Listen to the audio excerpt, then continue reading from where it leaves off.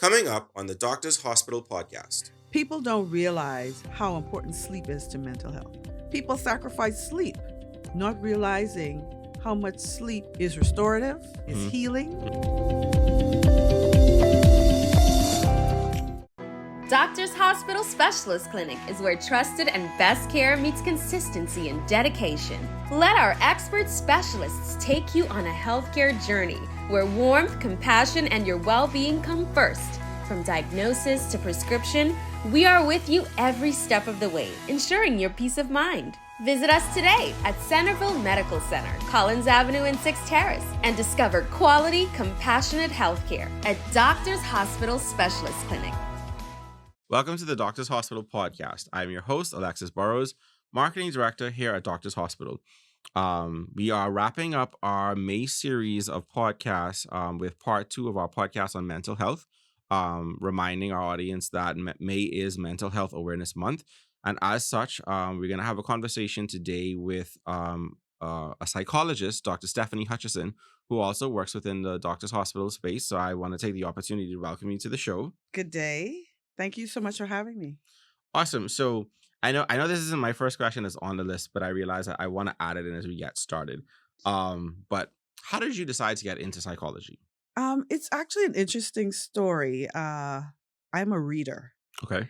And I remember seeing books hanging around my house on psychology. And I think they were actually my mother's books because she was doing a child psychology course through Teachers College. And I picked it up and started reading, and I found it fascinating. And then there was also a part of me that always wanted to know why people did what they did and how can you fix that. And so that interest seemed to be a good one.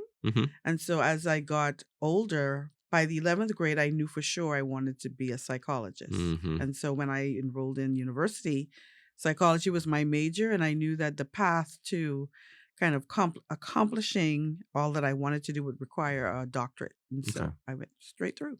Okay, awesome. I have to make a mental note because my kid also likes to read, so now I have to be mindful of what books we keep around the house. Because depending on what you have there, that could really set the course. I would read anything. Yeah, I mean, and that's how she is too. Just whatever is in and around. So that my wife is a physician, and obviously we have textbooks. So I remember one of the books that we had floating around had all sort of medical conditions, and she was like, "Oh, mommy, you know, what's HIV?" And I was like, okay, let's roll that back. Let's try and make sure, but it is interesting how those early formative years and what people engage in, because we've heard that over and repeatedly in doing the podcast recently when we ask people, how did you decide to get into what it is that you went into?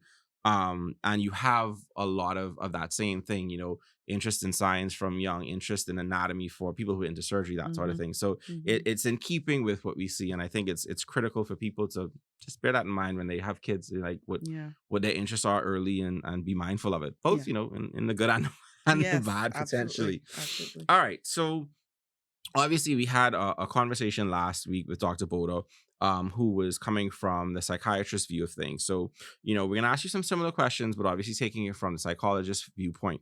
And that begins with, what is the process of diagnosing mental health conditions in an individual? And how do you differentiate between various disorders as you go through assessing someone who may present with a potential mental disorder? Okay, so in our training, there is what I call, and Dr. Boda may have mentioned this, it's almost like the Bible, so to speak, of mental health conditions. Okay. The DSM, the Diagnostic and Statistical Manual. And so that is a compendium of various disorders. It gives you the epidemiology of it, how common it is in the population, what kind of symptom profile you would look for if someone presents with this condition. Okay. And so it's a very, like I said, it's a compendium. It's a very large book, but you have to get familiar with it enough to know about the different types of disorders, like mood disorders, anxiety disorders, sexual dysfunction disorders, nervous and mental diseases, a number of areas. And so when a client comes to me, I'm kind of mentally going through the DSM, particularly the diagnoses that I'm more familiar with. Like I primarily work with general life conditions, disorder, and depression. So in my head, I have kind of like a cheat sheet. Mm-hmm. Like I know what I'm looking for. And so when I meet a client for the first time, it's usually a much longer session than regular sessions. I usually spend about an hour and a half. Mm-hmm. And I'm getting a history. Mm-hmm. What brought you here? What was the precipitating event? Because people are dealing with things all the time. Right. But there's usually a point where they decide to pick up the phone, make a call, and make the appointment. And so I usually start there and then work backwards from that. Like, what caused you to be here? What has been happening? What kinds of symptoms have you been having? How long have you been having them? Were there any stressors that may have provoked what's happening? And how have you been coping with that? So there's a mental checklist that I'm going through. And thinking about, does this fit a mood disorder? Does this fit an anxiety disorder? Is this an adjustment disorder? Is this an acute stress reaction because they were exposed to a traumatic event? How long has it been since these symptoms have been showing up? Is their sleep mixed up? Is their appetite disturbed? How are they functioning in day-to-day life? So I'm going through, is there any family history? Because the same way you can have a family history for diabetes and high blood pressure and cancer, you could have some mental conditions that are common in particular families. So I'm going through this list before I arrived at a diagnosis or working diagnoses for the person that I'm going to be dealing with. A curious question. Is that something that you can turn off? It's like, I imagine that must be interesting when much of your work is spent around reading people. Yeah. I think for me, it kind of is. Okay. I think it's probably maybe all on a low power mode of a computer. Right. Because people ask me that all the time. And I'm like, you're not paying me. Right. It would be exhausting to be doing that all day, every day with everyone you meet, because I tell people all the time, I am the tool for my work. And so I have to, but there are things that are very obvious. Right. I kind of do a yeah, like you say, low power mode. So it's like there are things that you're going to automatically pick up just because you're in the field and it's something that you do all the time. But it's not necessarily going to be, I'm reading. There are things that I'm just oblivious to. People be like, Stephanie, you didn't hear that? I'm like, no, I didn't hear it. I didn't see it. I didn't know it. Sometimes I'm off. That's a way to keep yourself safe. You have to, because you'd be exhausted if you're on all the time. Yeah, it's just like any other form of work, right? You have to be able to turn it off. Yes. You have to be able to set it down and say, that's over here in the corner for now. And this is Stephanie time. This is me time. Yes. Okay. Obviously we live in a place where stigma and misconceptions and myths are rampant, especially when it comes to mental health disorders, diagnoses, things like that. So what are some common misconceptions that you face as you interact with potential patients, family members, and how do you kind of combat some of those misconceptions that we have, especially in our society? One of the things I'd say is that I really do believe that stigma is not as much as maybe it was when I first got home in 97 or even maybe like a decade or so before that. I think people are more aware because think about this. We're actually having a conversation about Mental Health Awareness Month. Right. That wasn't something that usually happened. And so I think generally people are more aware. Definitely after COVID, people were really, I was very busy during COVID because people were recognizing confined space, lockdown, fearful about this diagnosis and getting this illness. People were more aware. So I just wanted to say that first. Fair. That people are, I think, more aware and stigma is decreasing. It's still there. But I think one of the things for me that is probably most prevalent is that folks believe that it's a sign of a character weakness if you have a mental illness. I think if people can recognize, this would be a campaign we had 3 years ago, that mental health is health too. It's part of health. Instead of like a stepchild to health or, put it in the basement because it's not that important. That if people recognize, we don't think that someone who has diabetes or high blood pressure or cancer is weak because they got the disease. Right. But when someone has a depression, well, why don't you just pull yourself out of it? You look at your blessings, look at how blessed you are. It's an illness. The same thing with anxiety disorders. Do you know that anxiety disorders are considered the common cold of mental illnesses? Because we all deal with anxiety. You're right. we all deal with things that we all have times where we are feeling low and depressed. It's just that someone who has a major depression, they've had a particular constellation of symptoms over a period of time Mm-hmm. and it's impacting their functioning. There are people listening to us right now who are functioning, but they have a mental condition, Mm-hmm. mental dysfunction.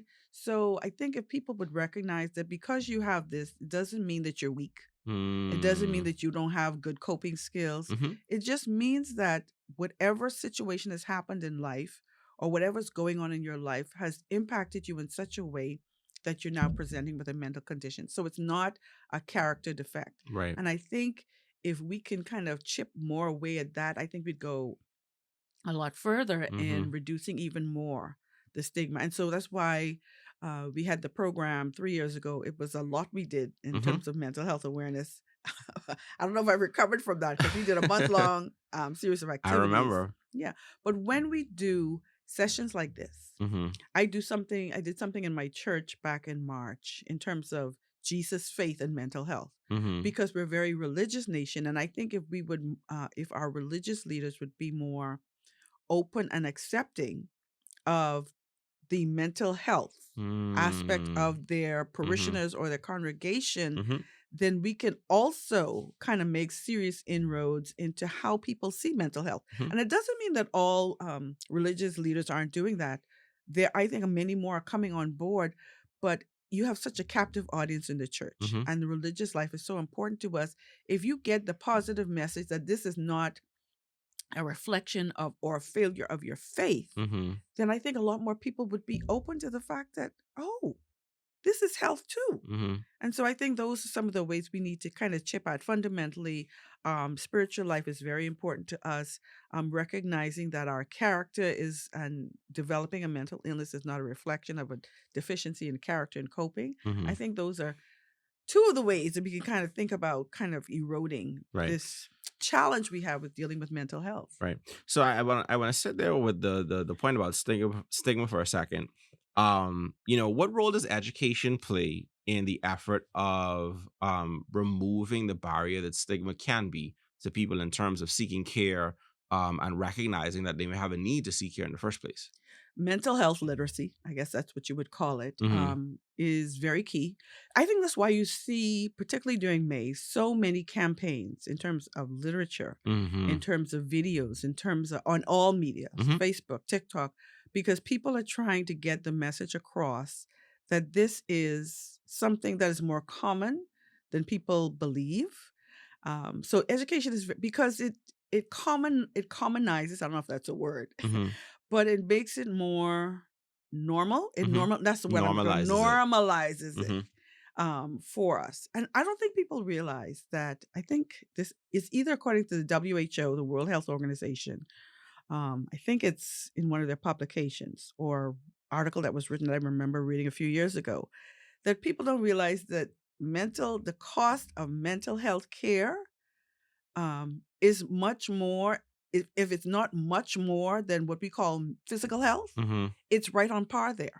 It takes a lot of money globally and in national arenas to pay for people who are dealing with mental health, but we're not addressing it. Yeah. And so that's when you have that information out there and you normalize the fact that, you know what? This is my fantasy. I may have shared this before. We get our car service, if we're good, twice a year. We go for, I just came from the orthodontist. We get our teeth checked twice a year. We get our annual visits. If we can think about mental health like that, let me just go in for a mental health checkup. Let me just see how I'm doing. That's my fantasy. Yeah. That if we could get there. And I will say this, I have a lot of people, especially in the last 2 or 3 years, who I find that people are becoming more open about talking about the fact that, I go and see so-and-so and and this is the person that I talk to, and we have visits every so often. So I think you're right. Yeah. I think we are in a much better place, even locally as a country, in the level of issue that we have with stigma. I think we're a lot further along in that process now than obviously, like you said, you would have been even just coming back into and starting in the process, 20, 30 years ago. So I do think that's true. And I think it's a good point to mention, and that it's okay, because you might find that there's a lot more people in your friend circle, in your church circle, in whatever group that you're in, that you're influenced by or that you influence, that may be seeking out care in this way. And I think that's a good point. If you treat it like your dentist, you go twice a year and you say, hey, just see how you're doing. Just see how you're doing mentally. Yeah. And I think people think it has to be some big issue. You don't have to have one of the big identified illnesses. You could just be, we have people who may have lost a loved one and they're having a hard time coping. Or someone, we have, you know how we drive in this country. I suspect that we have a lot of people who are dealing with post-traumatic stress or acute stress as a result of being in a car accident and can't get back to driving. That's something you could see a psychologist for, a mental health person for. See, we need to take a break because you hitting too close to home. But no, I mean, so for me, for example, I had my parents pass within 6 months of each other, right? Both from cancer. And that was an interesting journey to walk through. Now, for me, and my wife will laugh at me because she'll tell me that she can't be my psychologist, but at the same time, she was very helpful for me in walking through that time frame, because that was a lot. It was. And it's funny because we're in the process now of selling the family home. And so it's like, okay, you went through this process. It was, mom in December of 2021, dad in May of 2022, figuring out as a family, what are we doing with this, that, and the next. And now it's at this point where the selling of the home is like this closure point, right? And so even that, you think that you're walking through, and you're like, I'm good. Yeah. I'm good. And then you come to the point of, we're turning over the keys to the house. And you realize this is the home that for me, out of my 3 siblings, it's the only home that I've known.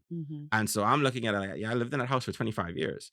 And I wanted to take my kids there to see it because they didn't have the same time in the home that some of their cousins did. And it's like this whole thing of, and that was a process. Right. And so for me, it's like, I see it. Now, like I said, I have the benefit of tapping into the expertise of my wife.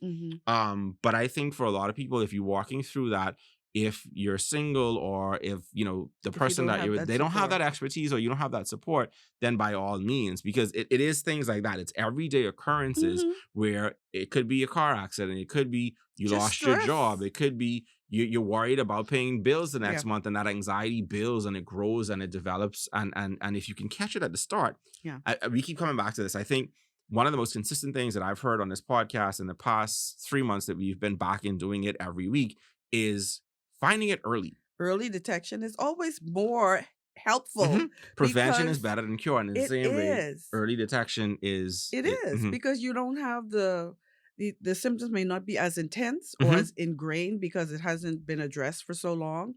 And I think if people can remember, even if you decide to get mental health care, it doesn't mean that you have to be in therapy for the rest of your life. Right. You may even be able to just get by with, emergency support session or maybe a few sessions. And some people may be longer. So it doesn't have to be a long-term commitment for a period of time. Some people can be well and okay in 2 or 3 sessions because they just needed that support to get them over. Right. Or they may check in from time to time. But just recognizing that you don't have to wait for it to get serious and chronic and severe before you get help. Yeah, sometimes you just need to get over that hump. Like there was a particular, incident or something along those lines.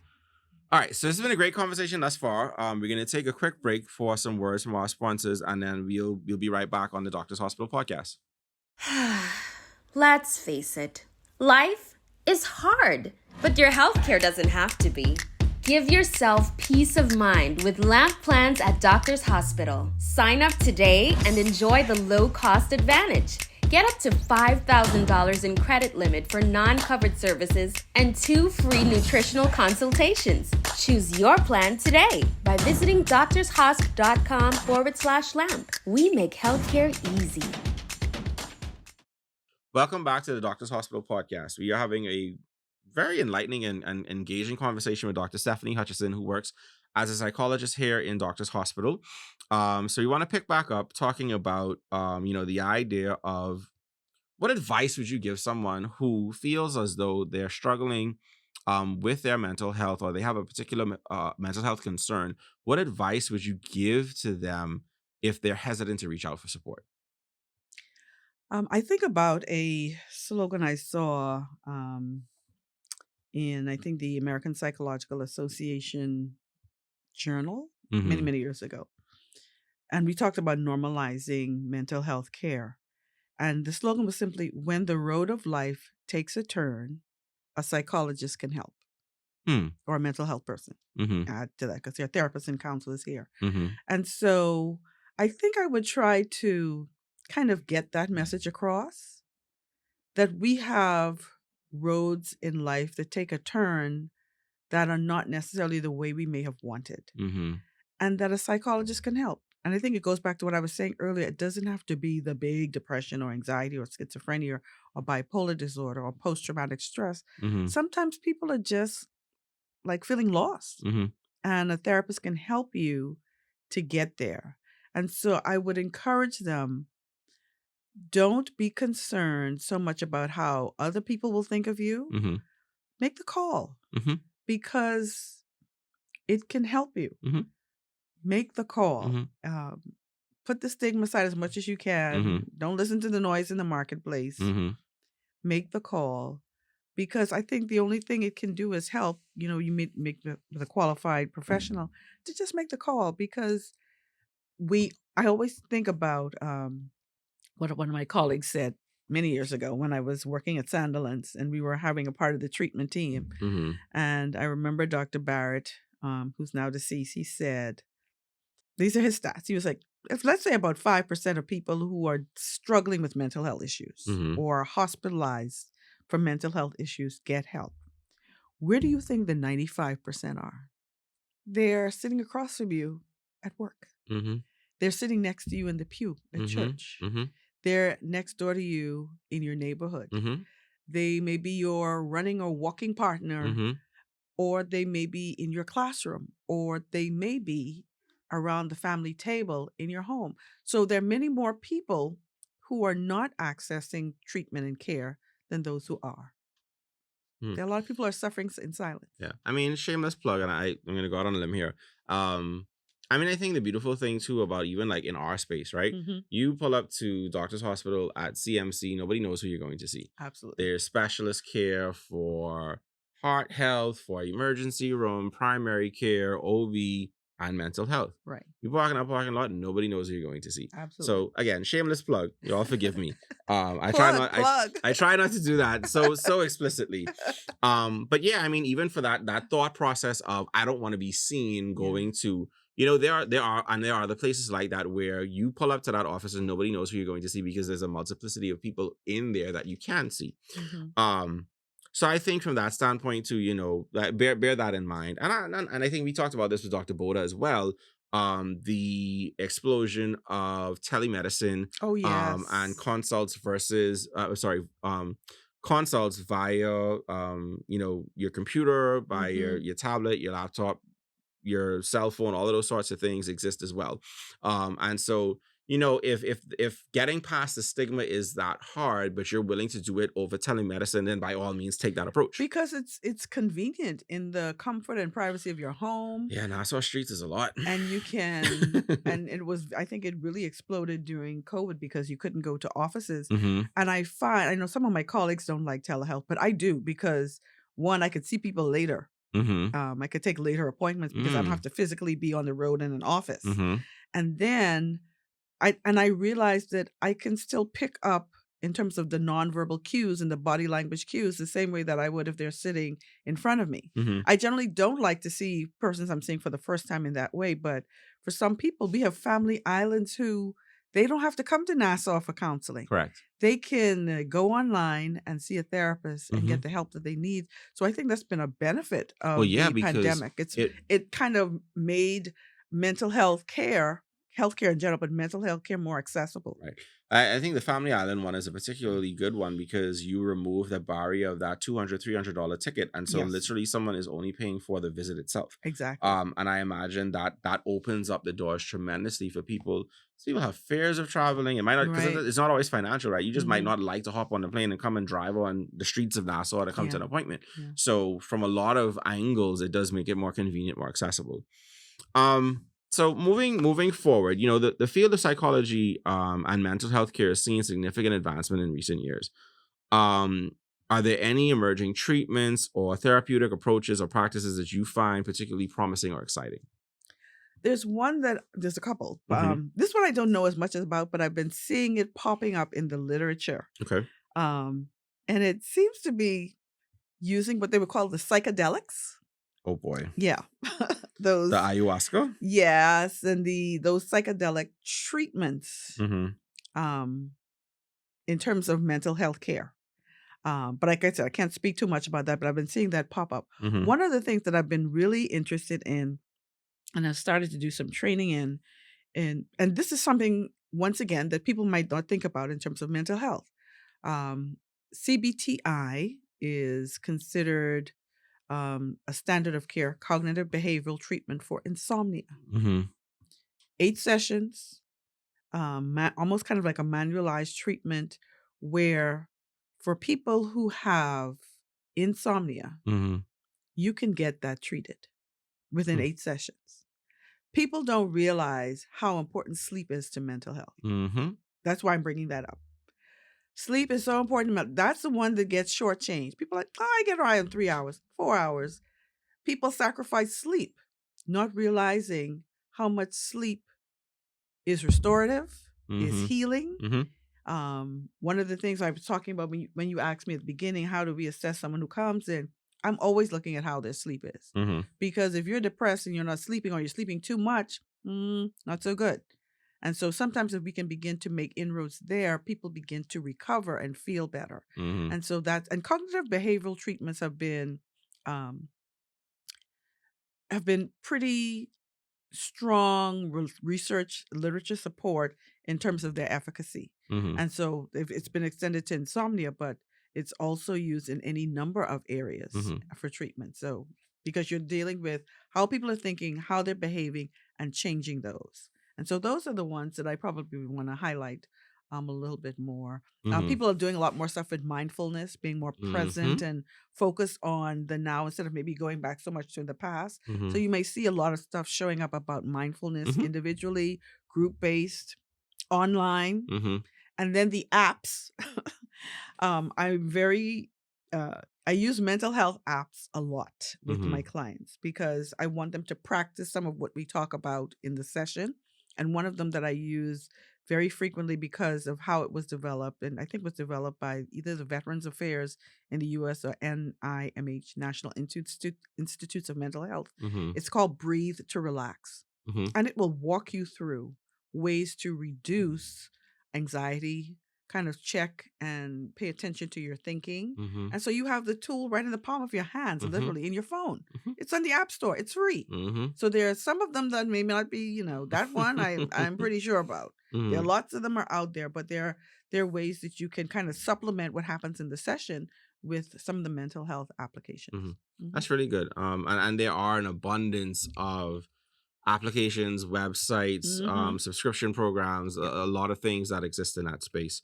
Um, okay, so you talked about obviously I think we've been talking about this more so from the standpoint of people having an individual issue, but can you speak to the the challenges presented in diagnosing and treating someone who may be suffering from more than one mental health disorder at the same time?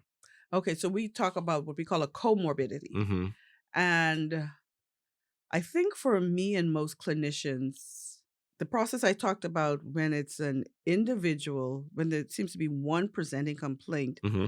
you you're using the same kind of process. I almost think of it as being kind of like an investigator. Mm-hmm.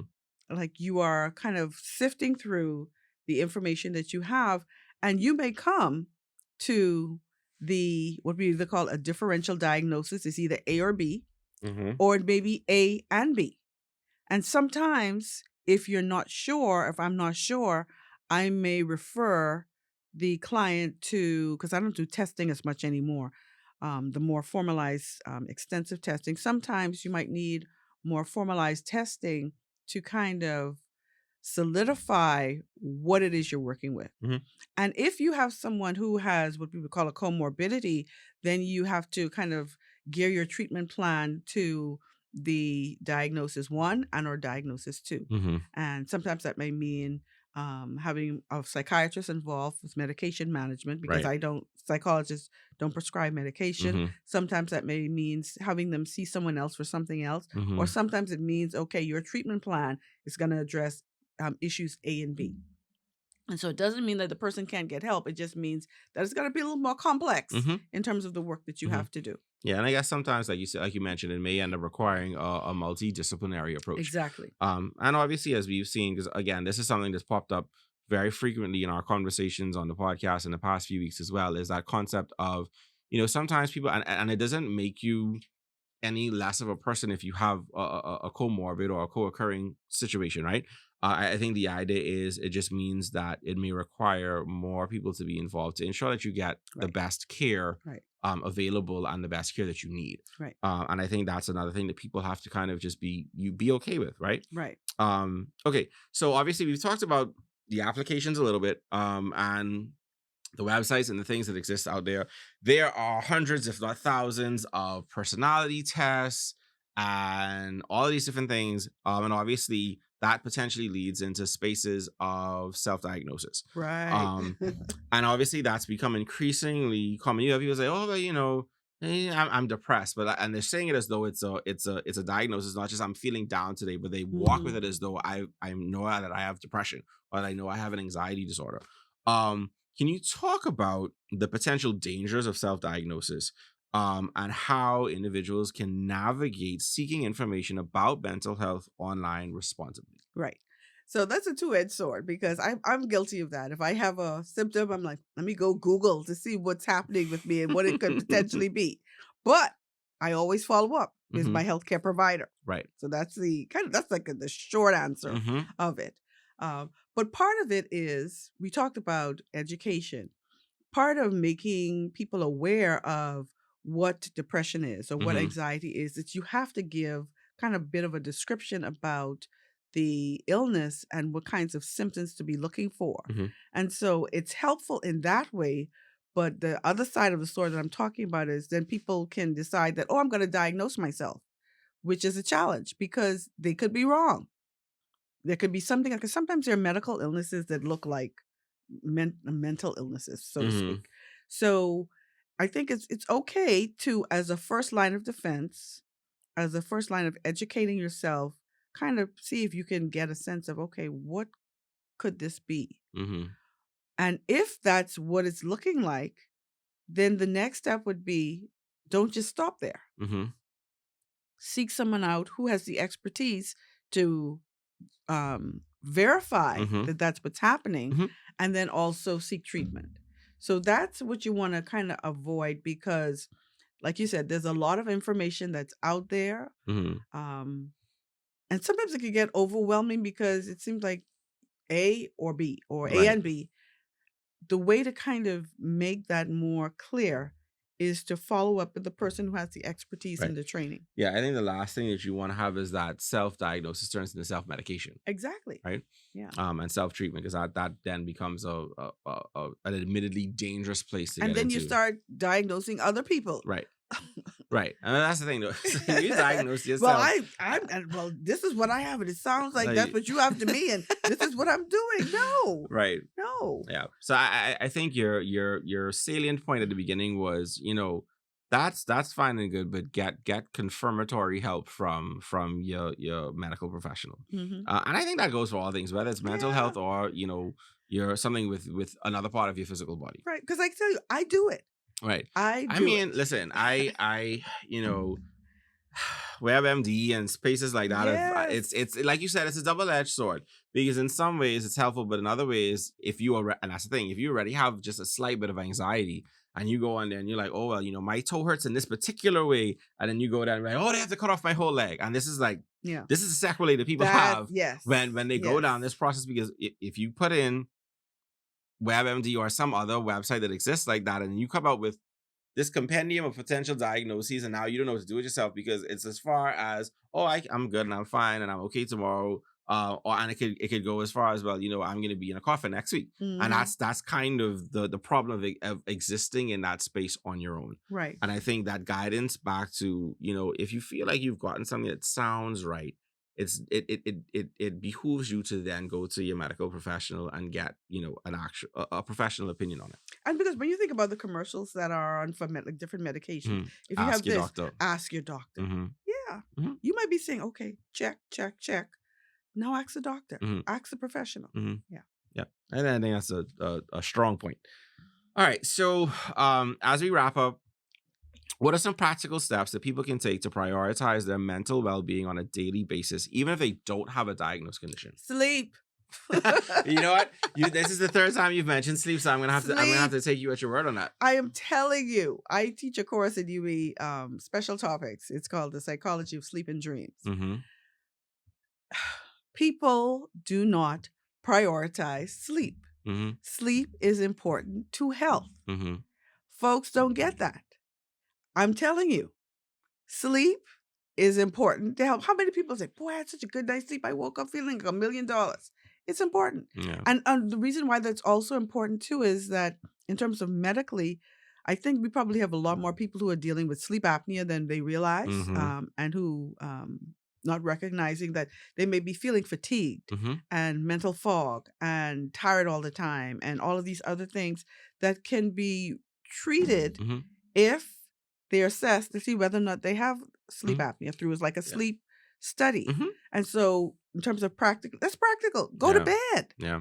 Don't be up all night with all of the lights and the devices keeping you awake, or prodding yourself and going to bed at 2, 3 o'clock in the morning and getting up at 6. That's not good health. Right. But it also becomes a cycle, right? So like if you're not sleeping because you're anxious, the not sleeping is only going to add to your anxiety, because it puts you in a space where your body doesn't feel right, your mind doesn't feel right, and then you go back to the self-diagnosis. Then you go online, you're trying to search for like, oh, what's wrong with me? And it just becomes this snowball effect of, well, now everything is wrong in the world. Yeah. And I think the idea of, I'm with you on the sleep. I think we've heard that same thing. We've heard that in so many of our conversations about many different aspects of health. And one of the core tenets that keeps coming up is sleep. You have to get rest. Your body has to have, and I guess it's the same thing for your mind. Your body and your mind both have to have time to rest. To recover. To kind of throw off the stuff of the day, to repair what needs to happen. Because remember, we say mental health is health. So part of that is the process. Getting adequate rest, minimizing stress. We can't get away from stress. It's a part of life. Some people exercise to deal with stress, which is a wonderful, wonderful tool. So minimizing your stress in practical ways, whether it's doing things you enjoy, whether it's kind of physically getting rid of that stress by exercise, or mentally decluttering through journaling and activities like that. Doing things that you enjoy. Sometimes that may even mean vegging out, binge watching television. But you want to make sure that rest is an important part of your health toolkit, that minimizing stress is an important part of your toolkit. And remember, we keep going back to mental health is health. Then that means that nutrition is important. I don't know as much about this, but I've been seeing in the literature a lot that there's a whole area now that they're looking at with nutrition and mental health, and how what we're eating may be impacting our mental health. And so I think that's going to be probably more of an emerging area of research and practice that we're going to be seeing about. I think it's called nutritional psychology. But those things are important. Those are practical ways. We can't get away from it, huh? No. We hear about when you talk about weight management, rest, exercise, diet. It's still important when it comes to mental health. Spending time with your supportive relationships, and maybe, not so much with the ones that are toxic. You may have to let some relationships go. And, we started to talk about spirituality a little earlier. Spiritual health is also a part of the definition of what health is. And so making sure that, you have that spiritual connection, and some people call it higher power or whatever. But I think we are wired in such a way that we subscribe to something that is transcendent, that is greater than who we are. And I think those pieces, those are the pillars of health: the mental, the physical, the spiritual. Those are also a part of the toolkit and the package for health. Awesome. This has been an amazing conversation. Amazing. Wow. Yeah. I mean, because I think it's a critical one for people to hear. I do think that we've seen a lot of increases in people being comfortable to embrace getting help, and then therefore also embracing talking about getting help. And I think that that's greatly beneficial to the overall health of our people, Right. right? If you have a lot of your population running around with anxiety and depression, and all manner of disorders, it impacts what we see in crime and Absolutely. unemployment and all of these different spaces, and all of those things play together. So I think that's why it is critical to have the conversation. I think this, along with our conversation with Dr. Border from last week, will be very helpful for people in being able to hear that these conversations are happening, Yes. that help is available to them. And that, you don't have to be concerned, worried, afraid about seeking help, about acknowledging that you might need help in the first place, and finding that help in people who are, well studied, well educated, well practiced. I've been doing this a long Who time are now. able, listen, when you said 1997, I was in 7th grade. I've been doing this a long time Our production now. associate wasn't quite born yet. She was just a little babe. So, when you look at all of those things, it's a critical conversation. I think this is a great one. So I want to thank you for taking time out of your schedule to come on the podcast today and talk with us. And I hope that our listeners would gain a lot from this conversation. Thank you for having me. All right, awesome. And to our listeners, as always, we invite you to like, comment, subscribe, and of course, share this podcast with all your family and friends, especially that one that you think that might have an issue, so you can help them to get help. And we'll see you here next time on the Doctor's Hospital Podcast.